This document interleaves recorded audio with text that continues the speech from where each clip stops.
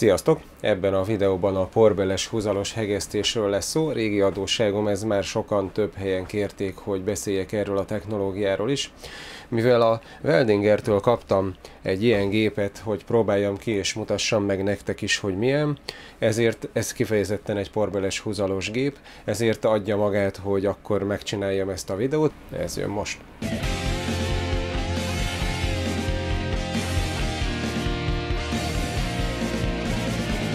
Többször kaptam már videók alatt olyan hozzászólásokat, hogy én miért csak ESAB gépeket mutatok be, hát kinek van erre pénze, de az a helyzet, hogy megmondom, hogy azért, mert ezek iszonyatosan jó cuccok. Nyilván az egy más kérdés, hogy az áruk is viszonylag magas, de ezeket arra készítik, hogy akár napi 8 órába folyamatosan lehessen használni, olyan anyagokból van, olyan funkciókkal van ellátva, hogy a profi használatra alkalmas.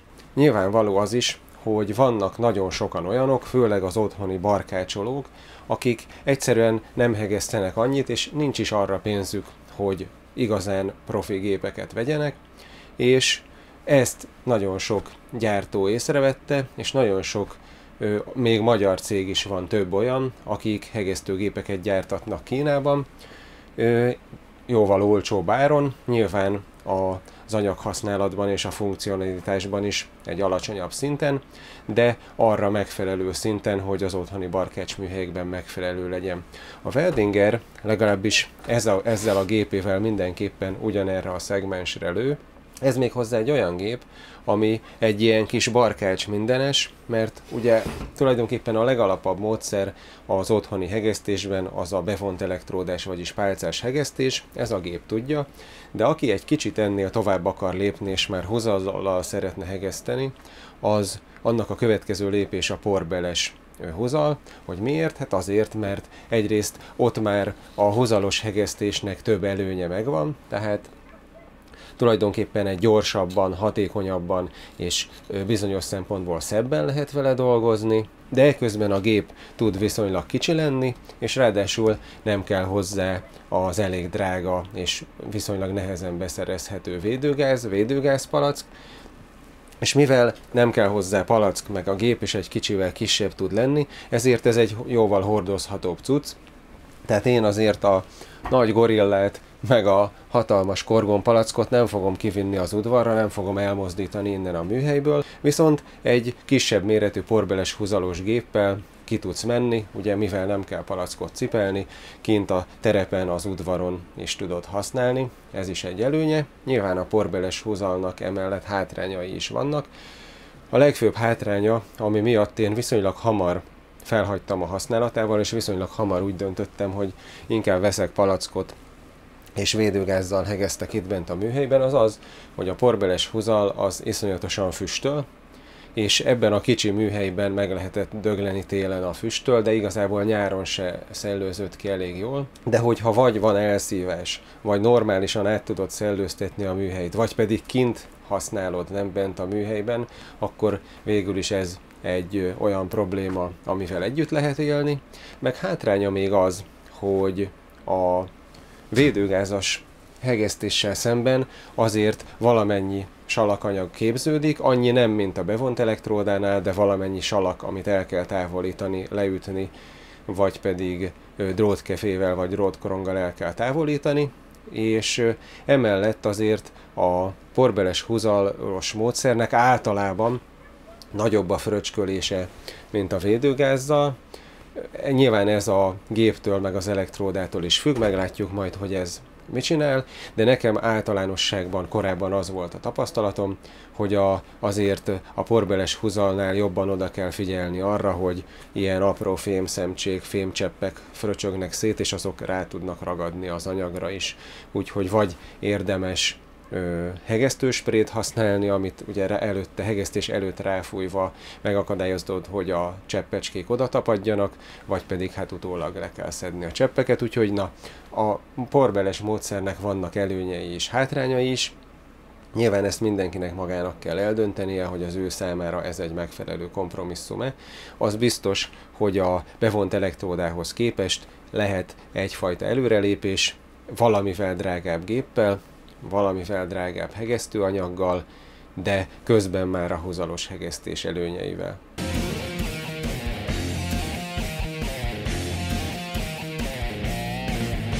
Nézzük meg gyorsan, konkrétan ezt a gépet. Nem nehéz, nem tudom ez mennyi lehet, ez egy ilyen 4 kg körülbelül. Van hozzá a csomagban egy testkábel. Szerintem ez így ránézésre olyan 2-2,5 méter. Van hozzá egy munkakábel.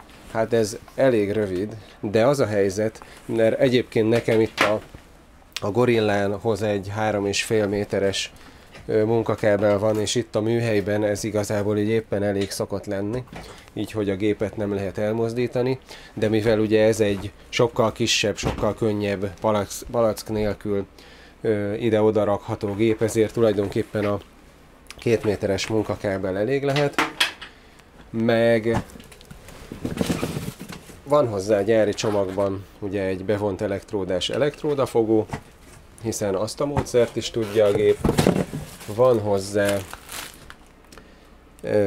néhány áramátadó a pisztolyba, 0,8-as, 0,9-es és 1 mm-es is van benne, meg van hozzá egy 1 kilós porbeles húzal. Igazából ez is előny, mert ezt ugye már alapból el tudod kezdeni használni, nem kell megvenni. Egyébként azt hiszem, hogy náluk ez olyan 4000 forint kilója. Hát igazából ez egy ilyen általános ár. Majd meglátjuk, hogy milyen ez a hozal. Na és akkor itt van maga a gép. Gyorsan összerakom. A porbeles húzalnál fordított polaritást kell mindig használni. Ez azt jelenti, hogy a pisztolynak, tehát a munkakábelnek a negatív póluson kell lenni. Ezt ezen a gépen úgy lehet szabályozni, hogy ezt a kábelt, ami a munkakábelnek a csatlakozója alatt van, ezt a negatívba kell csatlakoztatni, és így a munkakábel a negatívba lesz, és akkor a testkábelt pedig ide a pozitív oldalra kell beletekerni, majd pedig a munkakábelünket ide a saját helyére, és a munkakábelnek van egy ilyen vezérlő vezetéke, ezt pedig értelemszerűen itt alul van neki egy csatlakozója, csak egyféleképpen lehet beledugni, és utána így rá kell csavarni. Nézzünk egy bekapcsot. Megjegyzi, hogy előzőleg milyen funkcióban volt használva. Most itt a 0,8-as porbeles húzalt mutatja, de egyébként 0,9-es porbeles húzalhoz van külön beállítás, 1 mm-es porbeles húzalhoz van külön beállítás rozsdamentes porbeles húzalhoz, olyat is lehet hozzá kapni, egyébként ebből a márkából létezik is, és ezen kívül tud avit, nyilván nem ezzel a pisztollyal, hanem egy külön megvehető avi pisztollyal. Ez a gép ez olyan, hogy nem rajta keresztül megy a védőgáz, hogyha avizni akarsz vele, hanem egy olyan pisztoly kell, amin magán van gázszelep, és azt közvetlenül a gáztartályra le kell kötni. Minden esetre a lehetősége megvan, hogy az ember avizzon vele, ráadásul egy ilyen érintős, gyújtós, a legegyszerűbb ívgyújtós módszer tudja csak, de hát na, tulajdonképpen ez is egy plusz funkció. És akkor ezen kívül 110 voltról is tud egyébként működni, és bevont elektródával, tehát pálcával is lehet használni. Ez egyébként egy, mindjárt mondom, egy 130 amper maximális áramerősséget tud ez a gép. Hát tulajdonképpen ez ilyen háztáji körülmények között elég lehet, mert a 130 amper az már a 3,2 millis bevont elektródának a leolvasztására is elég. Ennél nagyon komolyabb teljesítményre háztáji körülmények között nem szokott szükség lenni.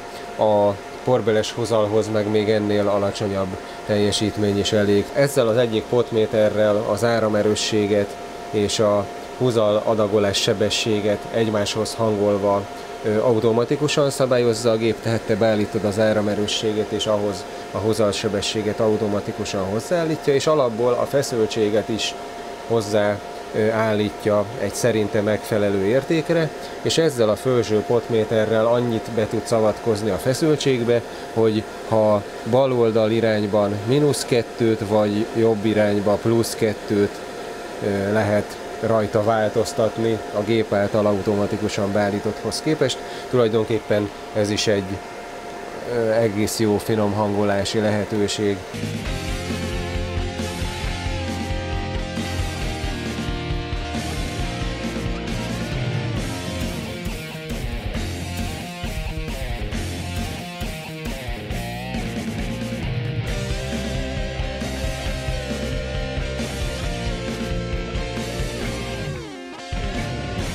Az látszik, hogy maga a húzaltovábbító mechanizmus az teljes mértékben full műanyag, mondjuk a húzaltovábbító görgő meg itt a csapágy kivételével, de egyébként ez egy teljes mértékben műanyag szerkezet. De az a helyzet, hogy ez teljes mértékben ilyen kategória sajátosság. Megnéztem más gyártóknak a hasonló árkategóriában lévő porbeles gépeit, és gyakorlatilag nemhogy hasonló teljesen műanyag, hanem pontosan ugyanez a hozaltovábbító szerkezet van benne. Én nem tudom, hogy ezeket a gépeket hol gyártják, az erős tippem, hogy ez kínai gyártmány, de valójában ez mindegyik az. Ide kell belerakni a hozalt, bele is tesszük gyorsan. Ebbe a gépbe ilyen 1 kilós hozaldobot lehet rakni. Igazság szerint az ilyen otthoni barkács gépekbe ez is teljesen általános. Léteznek nagyobb gépek, amiben 5 vagy akár 10 kilós hozaldob is megy, de nyilván az ennek megfelelően egy jóval nagyobb méretű, meg jóval nehezebb gép is lesz, szóval igazság szerint ez itt bizonyos szempontból előny, hogy ez ilyen kisdobos. Az más kérdés, hogy kisdobos, az más kérdés, hogy általában a hozal az drágább a kis kiszerelésben, de alapvetően otthoni barkács célra egy ilyen 1 kiló húzal is viszonylag sokáig elég lehet. No, úgy kell befűzni, itt meg van rögzítve a dobon,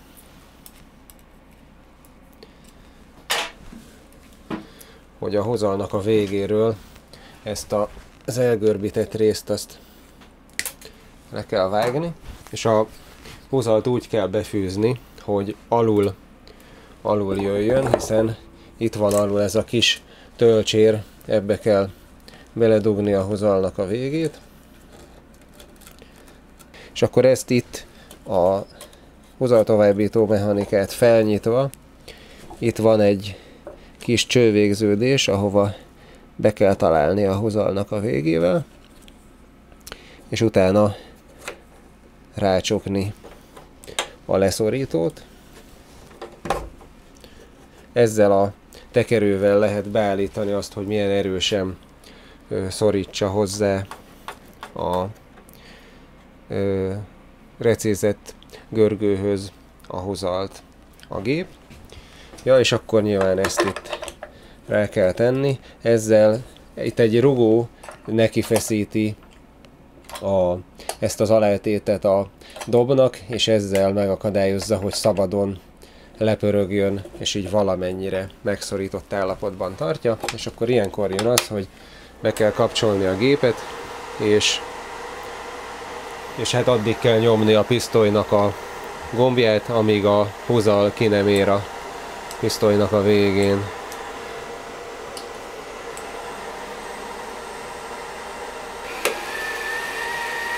Látod, hogy tekeri.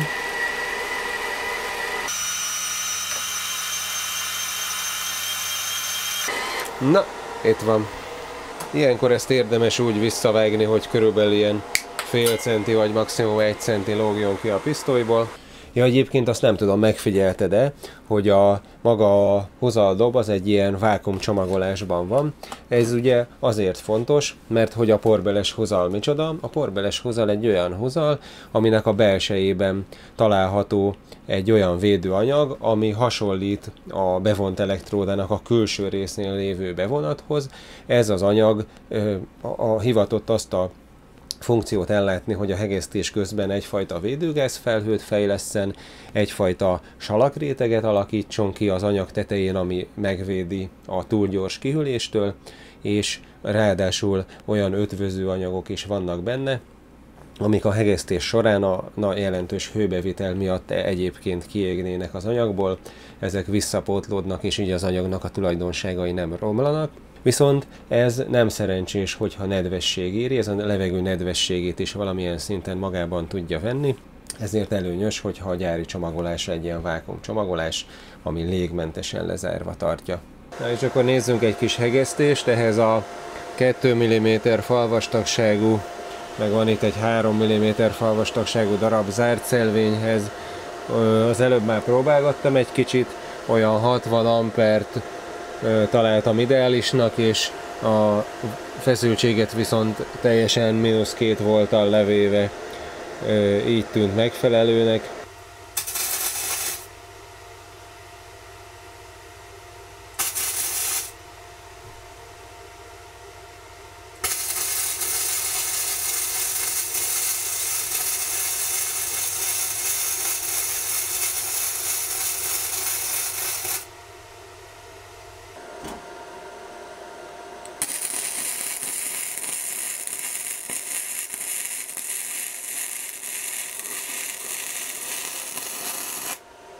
Azért ugye itt látszik, majd megmutatom közelebbről is, hogy eléggé összefröcskölte ilyen kis fémcseppekkel az anyagot. Biztos a kamerán is látszik egyébként, hogy milyen füst lett itt a műhelyben.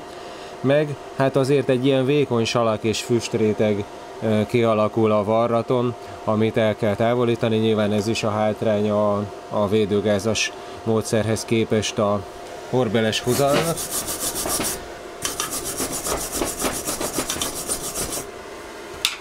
3 mm falvastagságú zárt szelvényből van. Ez a 0,8-as porbeles huzal. Ez egy picit már vékony ezekhez az anyagvastagságokhoz. Szerintem a 0,8-as porbeles huzal az inkább ilyen karosszériás munkákhoz, 1-2 mm-es lemezekhez való. Az ilyen 3 mm-es anyagvastagsághoz már inkább egy 0,9-es huzal lenne jó. Egyszerűen picit kevés már az anyag mennyiség. De ezzel is meg lehet oldani. Az előbb 2 millis falvastagságú anyagokkal próbálkoztunk, ez 3. Szerintem itt egy picit a feszültségen, meg az áramerősségen is egy picit tekerek feljebb, aztán majd meglátjuk. Szerintem az előző, mondjuk a voltot -2-ről -1-re feltekerem, az ampert pedig 65-re.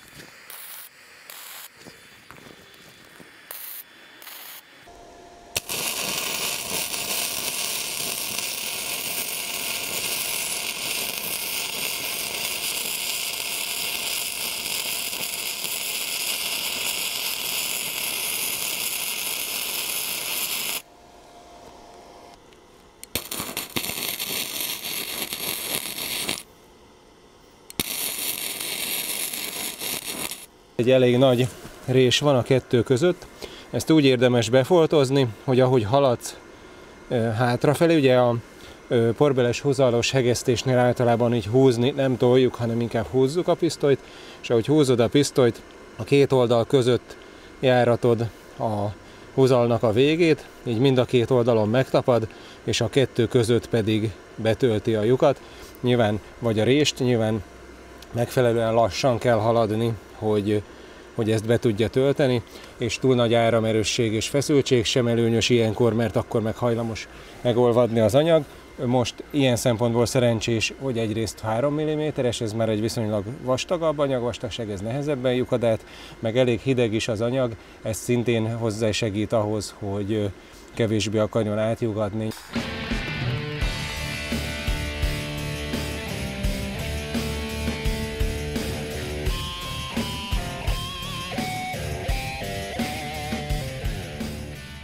És végül magáról a gépről, hiszen ugye arról volt szó, hogy ezt is tulajdonképpen leteszteljük, és megmutatom nektek, hogy milyen. Hát láthattátok, hogy teljesen normálisan működik, igazából nem volt vele semmi gondom. Az összes műszaki paraméterét, meg az árát, meg mindent meg tudjátok nézni a webshopban. Berakom a linkjét a videónak a leírásába. Tud porbelest, a porbelesnél lehet egyenes és fordított polaritással is használni, tud bevont elektródát, tehát pálcás hegesztést is, és ráadásul avit is bizonyos megkötésekkel, tehát az árához képest én úgy látom, hogy ez egy nagy tudású gép. Láthattátok, teljesen jól működött. Ja, és ettől függetlenül egyébként csak egy plusz megjegyzésként továbbra is azt mondom, hogy ha sokat hegesztesz, és szükséged van a professzionális funkciókra, professzionális funkcionalitásra, meg arra a fajta tartóságra, amit csak a profi gépek tudnak, akkor nyilván érdemes venni például egy ESAB-ot, de hogyha otthon néha hegesztesz, és a funkcionalitásban, a beállítási lehetőségekben kevesebbel is be tudod érni, akkor érdemes lehet az ilyen olcsóbb kategóriás gépek közül válogatni. Kipróbálás alapján ez éppenséggel egész jólnak tűnik. Remélem, hogy hasznos volt a számotokra ez a videó, hogyha igen, akkor szokás szerint kérek egy lájkot, iratkozz fel, ha még nem vagy, ugyanis jönnek még hegesztős videók, hiszen van még itt egy Weldinger gép, egy nagyon pici bevont elektródás inverter, meg 2 pajzs, azokat is meg fogom majd mutatni, meg egyébként szokás szerint bizonyos időnként, ahogy készítem a projekteket, lesznek még más hegesztős videók is, meg egyébként még egy csomó más témában is vannak videók, úgyhogy iratkozz fel, és találkozunk legközelebb. Sziasztok!